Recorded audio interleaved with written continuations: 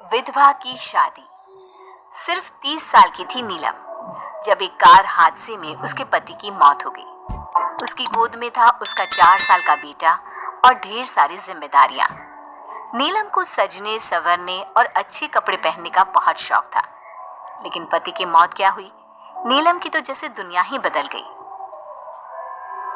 मेरे बेटे को गुजरे हुए अभी 1 साल भी नहीं हुआ और तूने गुलाबी रंग का कुर्ता पहना हुआ है। तुझे अपने पति के जाने का जरा भी गम नहीं है क्या? ऐसी बात नहीं है मम्मी जी, लेकिन पूरी जिंदगी सिर्फ रोकर तो नहीं गुजारी जा सकती ना। तो क्या करेगी? पार्टियां मनाएगी? अरे एक तो मेरा बेटा मर गया और तुम्हें कोई फर्क ही नहीं पड़ता। मम्मी जी, मेरा भी पति गया है और इस बात से मुझे कितना फर्क पड़ता है मैं आपको बता भी नहीं सकती। लेकिन अगर मैं रोती हूँ तो मेरा 4 साल का बेटा बहुत रोता है, अपने पापा को याद करता रहता है। उसे दिखाने के लिए ही सही मेरा ठीक से रहना बहुत जरूरी है। कुछ दिनों के बाद, मम्मी जी मैं नौकरी करना चाहती हूँ। लेकिन उसकी क्या जरूरत है? यहाँ घर में रह रहकर मेरा दम घुटता है। पूरा दिन मुझे अपने पति की याद आती है। कुछ देर के लिए ही सही घर से बाहर जाऊंगी तो शायद कुछ अच्छा लगे। ठीक है, जैसा तुम्हारा मन करता है वैसा करो, लेकिन ध्यान रखना ये ज्यादा चटक मटक रंगों के कपड़े पहनकर घर से बाहर जाने की जरूरत नहीं है, वरना दुनिया हमारे बारे में बातें करेंगी। अपनी सास की बात मानकर नीलम सफेद रंग के कपड़े पहनकर ऑफिस जाना शुरू कर देती है। ऑफिस में नीलम की एक सहेली बनती है, दिव्या। नीलम, तुम हमेशा ये सफेद कपड़े पहनकर क्यों आती हो? दिखने में इतनी सुंदर हो, जॉब करती हो, तुम्हें अच्छे से रहना चाहिए।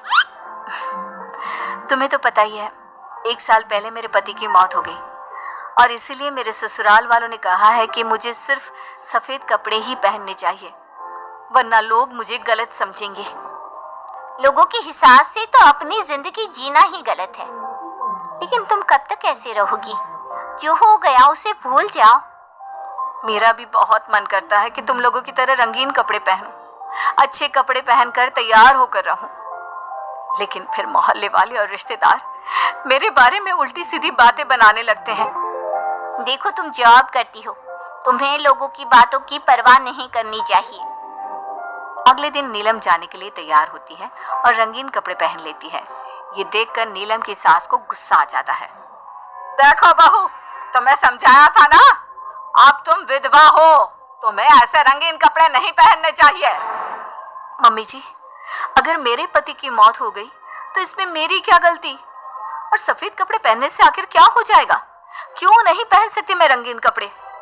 क्योंकि सफेद रंग विधवाओं के लिए बना है और तुम्हें रंगीन कपड़े पहनने का अब कोई हक नहीं है। तभी वहां पर नीलम की सहेली दिव्या आ जाती है। वो नीलम की सास की सारी बातें सुन लेती है। आंटी जी, विधवा होने का मतलब ये तो नहीं कि इंसान अपनी जिंदगी जीना छोड़ दे और रंगीन कपड़े पहन लेने से क्या हो जाएगा?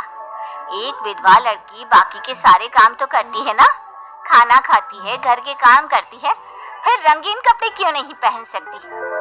वो इसलिए ताकि विधवा होने के बाद किसी दूसरे आदमी की नजर में ना आए। अरे रंगीन कपड़े पहनेगी तो सुंदर लगेगी, फिर कल को आकर कहेगी मुझे दूसरी शादी करनी है, तब हम क्या करेंगे?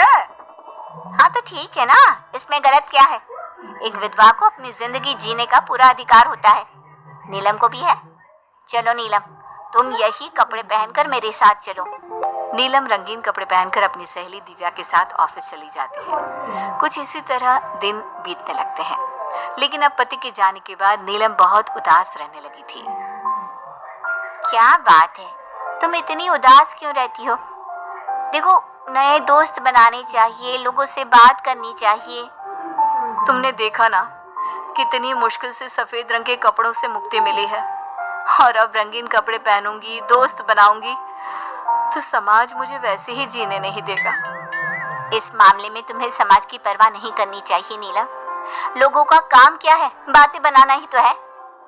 कुछ दिनों के बाद नीलम के ऑफिस में एक लड़का आता है। उसका नाम अमर था। वो धीरे धीरे नीलम को पसंद करने लगता है और एक दिन वो नीलम से कहता है, नीलम, तुम मुझे बहुत अच्छी लगती हो, मैं तुमसे शादी करना चाहता हूँ। लेकिन अमर, मैं एक विधवा हूँ और मेरा 4 साल का एक बच्चा भी है। मैं तुमसे शादी नहीं कर सकती। मुझे तुम्हारे विधवा होने से कोई फर्क नहीं पड़ता। मुझे तुम एक अच्छी इंसान लगी और इसीलिए मुझे तुमसे शादी करनी है। लेकिन मुझे मेरी फैमिली से इस बात की परमिशन कभी नहीं मिलेगी। तुम उसकी चिंता मत करो, मैं तुम्हारे घर आकर बात करूंगा। कुछ दिनों के बाद अमर नीलम के घर पहुंचता है। नमस्ते आंटी जी, मैं अमर हूँ। मैं आपकी बहू नीलम से शादी करना चाहता हूँ। मुझे तो पहले से पता था।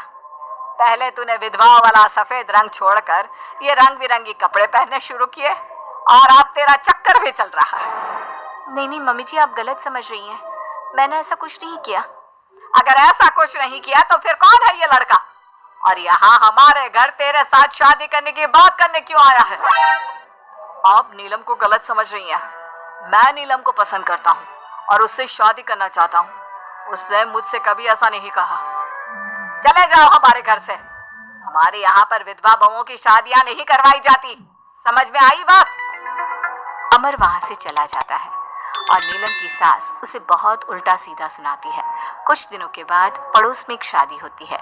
वहां पर सारी औरतें तैयार होकर आती हैं। नीलम की सास भी उसे वहां पर चलने के लिए कहती है। नीलम सफेद रंग के कपड़े पहनकर अपनी सास के साथ वहां पर जाती है, क्योंकि ऐसा उसकी सास ने कहा था। पर सारी औरतें काफी सुंदर तैयार होकर आई थी। देखो तो मेरी साड़ी का कलर कितना सुंदर है, तुम्हें पसंद आया? और ये देखो मेरे कंगन, पिछले महीने ही दिलवाए थे मेरे पति ने। कितना अच्छा डिजाइन है ना? अरे तुम्हारी मेहंदी तो दिखाओ, रंग तो बहुत सुंदर आया है। लगता है तुम्हारा पति बहुत प्यार करता है तुमसे। और नहीं तो क्या। और वैसे भी ना, मुझे मेहंदी का ये लाल रंग बहुत पसंद है। अरे जरा उधर तो देखो, नीलम वहां पर क्या कर रही है? हम सबके बीच में विधवा का क्या काम? अरे इसका यहाँ होना तो मनहूसियत है। इसकी सास को इतना भी नहीं पता कि इसे यहाँ नहीं लाना चाहिए था। ऐसे सफेद कपड़े पहनकर बैठी हुई है, दूर से पता चल रहा है कि उसका पति मर गया। नीलम की सास ये सारी बातें सुन लेती है और फिर अपनी बहू के उदास चेहरे की तरफ देखती है। नीलम की सास को इस बात का एहसास होता है कि उसने अपनी बहू के साथ अच्छा नहीं किया। घर आने के बाद, नीलम जरा मेरे पास आना बेटा। क्या हुआ मम्मी जी? मुझसे कोई गलती हुई है क्या?